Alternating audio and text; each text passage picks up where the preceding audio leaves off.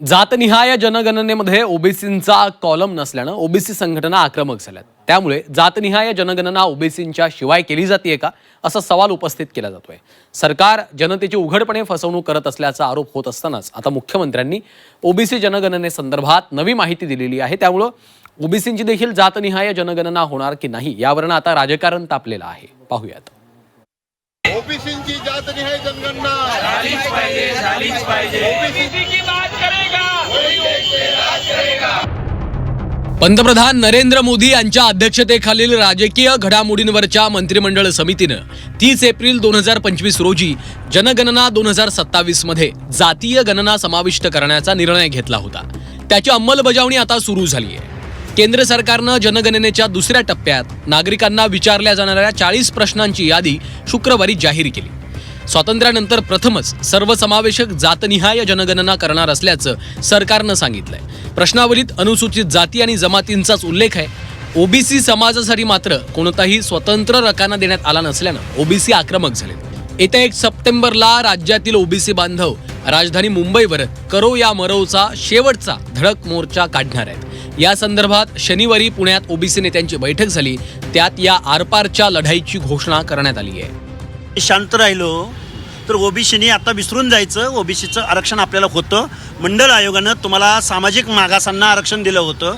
मागासवर्गीयाची व्याख्या बदलली का हा सरकारला आमचा सवाल आहे। कारण आम्ही गरीब झालो, आमची लेकरं बाळं म्हणून तुम्ही EWS दिलं ना। मग EWS दिला असताना 10% स्पेशल कायदा करून दिला असताना परत तुम्ही ओबीसीच्या आरक्षणामध्ये आमच्या शासनकर्ती जमात असलेल्या मराठा बांधवाला का घातलंय?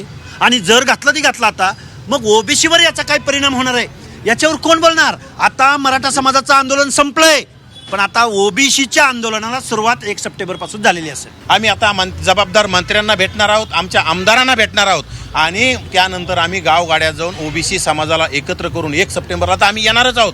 परंतु मंत्री आम्हाला किती रिस्पॉन्स देण्यासाठी देतील यासाठी आम्ही त्यांना भेटणार आहोत आणि त्यानंतर हा लढा आमचा लढा शेवटचा असेल।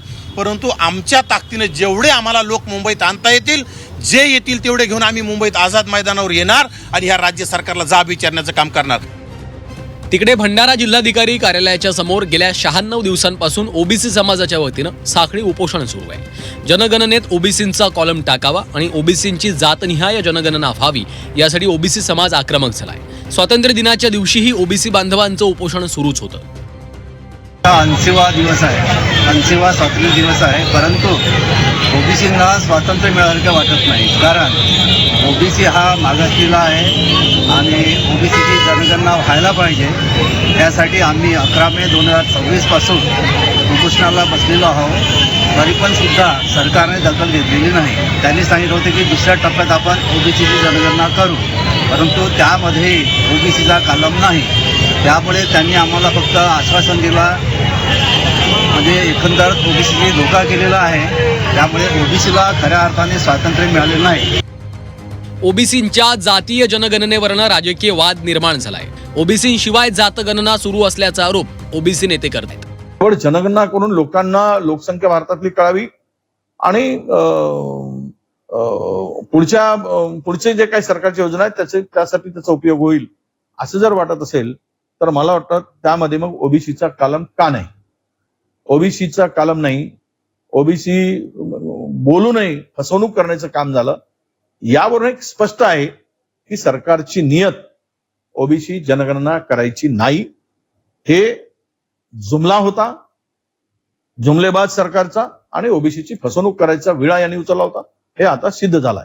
फॉर्मॅट दिलेला आहे। कॉलम 10 मध्ये SC ST बद्दल विचारलेलं आहे, त्याच्यामध्ये ओबीसी बद्दल काही विचारलेलं नाही, EWS बद्दल विचारलेलं नाही। त्याच्यामुळे जात जरी आता लिहिली, इन्युमिनेशननी जरी जात टाकली तरी जे कॉम्प्युटर बसून करतील त्यांना काय करणार आहे त्यातलं? आणि त्यामुळे खऱ्या अर्थाने जातीगत गणना होणार नाही। 2011 साली काँग्रेसने अशीच फसवणूक केली होती, तीच फसवणूक सरकार याही वेळेस करत आहे आणि त्यामुळे खऱ्या अर्थाने जातीची आकडे तुम्हाला मिळणार। मुख्यमंत्र्यांनी मात्र ओबीसी नेत्यांचे हे आरोप फेटाळले। आंदोलन करणं हा मूर्खपणा असल्याचं म्हणत जातींचे बंचिंग होऊन आपल्याला प्रत्येक जातीची लोकसंख्या कळेल असं फडणवीसांनी स्पष्ट केलं।